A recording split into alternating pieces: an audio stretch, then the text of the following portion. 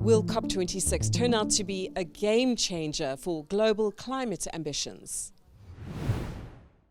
COP26 is about to kick off in Glasgow. It's been 6 years since the signing of the landmark Paris Agreement and 2 years since Madrid hosted its COP. We're pleased to present this video series to you in which we keep track of all the discussions and agreements and ultimately to determine whether this is a good COP or a bad COP. I'm Erica van der Merwe, and in the coming 2 weeks or so, I'll be talking to Lucian Peppelenbos. He's Robeco's climate strategist. So Lucian, what's the significance of this particular COP? So COP26 is the 5th summit after Paris, and the Paris Agreement has a 5-year cycle. So this year, governments need to review progress and submit new plans. Now, the latest report from the IPCC, the UN Climate Science Panel, shows that we're far off course. 1.5 degrees of global warming is already inevitable, and with current policies we're headed for 2.7 degrees. So this report has actually been labeled as code red for humanity, and governments are under huge pressure to step up. Kenny Robertson is headed off to Glasgow as Robeco's representative. Kenny, why the choice of Glasgow as the host city? Well, Erica, I think there's a number of things that make Glasgow the perfect host city for COP26. First and foremost, it's the city I grew up in, and I'm really looking forward to going back. But wider than that, Glasgow is a city that over the last few decades has really transitioned from a city of heavy industry to a city built on business models really of the future. And so actually, Glasgow as a city represents a lot of what COP26 is trying to achieve. So Lucian, why is this important for investors? Now, climate change has become real for investors, maybe faster than we thought. For example, take the current spike in gas prices in Europe and around the world. This is caused by many different factors, also geopolitics. But for the European context, it's also related to energy transition policies, the substitution of coal by gas, the huge high prices of carbon emission allowances, and our increasing reliance on wind power. So what we see is that climate policy is shaping or amplifying macroeconomic developments on the medium and short term. Climate change has become a macro issue related to growth, inflation, and public finance. So in this summit, governments decide about these policies that will reshape our economy in the next decades.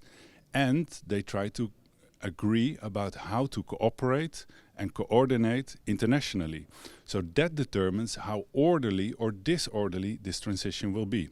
So as investors, we really need to keep abreast of this. What would make this particular COP a good COP? There's a few important topics on the agenda that will determine the success of this summit. But first and foremost, it's about beefing up public policies to ensure that there's real climate action before 2030. In the last year, we've seen a wave of commitments for net zero, including now recently from Saudi Arabia and Australia.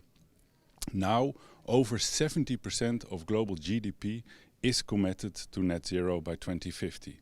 But the real gap is action before 2030. The latest stocktaking by the United Nations from last September shows that with these policies, emissions by 2030 will continue to rise by 5% as compared to what they are now.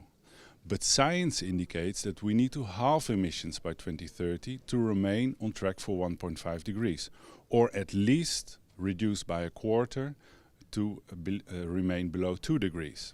So what I would hope from this summit is that more governments announce more ambitious medium-term policies to ensure that at least we remain on track for 2 degrees. That's what would make it a good COP. Kenny, what do you expect to be the mood in Glasgow? Well, Erica, clearly for an event of this size, there's going to be some additional security measures in place. But ultimately, it's my hope that the friendly, welcoming city that Glasgow always is will shine through and ultimately help to make this a good COP. Kenny, why do you feel it's important to attend this in person? Well, Erica, this is a topic of discussion that has come up a lot in the last couple of weeks, but I think from a personal perspective, we can all agree everyone's had enough of Zoom and it's time to do this in person again. So Lucian, what can we expect from COP26? COP26 will discuss a number of critical topics, including how do we finance our response to climate change, how do we use international carbon markets, and how should companies and investors disclose climate risk. On all of these topics, we've seen great progress in the last year, so I'm optimistic. But as I said, the policy gap is huge, so we have a long way to go. Well, thank you, Lucian and Kenny. Well, keep an eye out for the follow-on videos in the series as we keep you up to date on developments in Glasgow and track whether this is a good COP or a bad COP. Until next time, it's goodbye from the Robeco team.